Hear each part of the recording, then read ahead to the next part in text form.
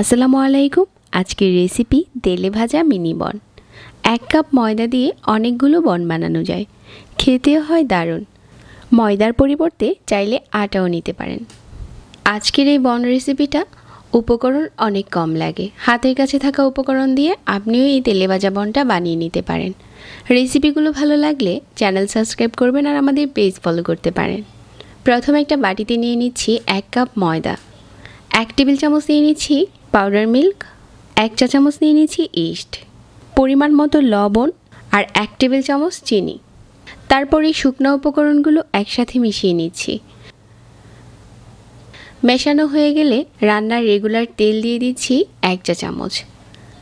কারো হাতের কাছে বাটার থাকলে এখানে বাটারও দিতে পারেন, তাহলেও বনগুলো খেতে আরও বেশি ভালো লাগবে। তেলটা দেওয়ার পর আবারও মিশিয়ে নিচ্ছি আর এখানে কুসুম গরম পানি দিয়ে একটা সফট ডো করে নিচ্ছি। অল্প অল্প করে গরম পানি দিয়ে এখন হাত দিয়ে কিছুটা মিশিয়ে নিচ্ছি ভালো করে। মেশানো হয়ে গেলে রেস্টে দিয়ে দিচ্ছি 30 মিনিটের জন্য। এই 30 মিনিটের ডোটা অনেক সফট হয়ে গেছে। এখন যে কয়টা মিনি বন তৈরি করব ওরকম করে ভাগ করে নিচ্ছি।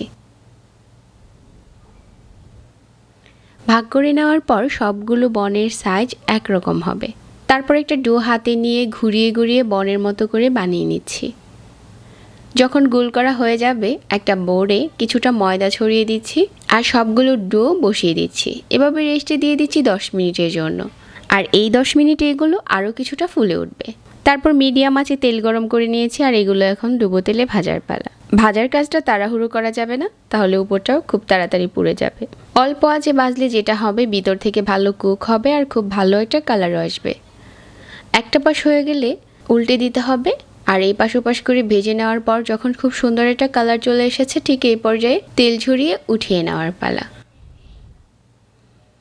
আমার আজকের বনগুলো ভাজা হয়ে গেছে, এখন তেল ঝরিয়ে উঠিয়ে নিচ্ছি।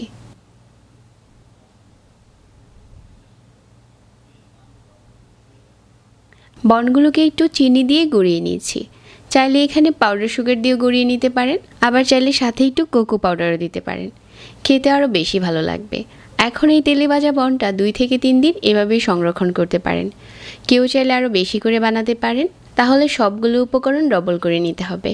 বনটা একটু ভেঙে শেয়ার করছি, ভিতরেও অনেক বেশি সফট হয়েছে। আশা করছি আজকের এই সহজ রেসিপিও সবার কাছে ভালো লেগেছে। সবাইকে আবারও ধন্যবাদ জানিয়ে আজকে এখানেই বিদায় নিচ্ছি। আল্লাহ হাফিজ।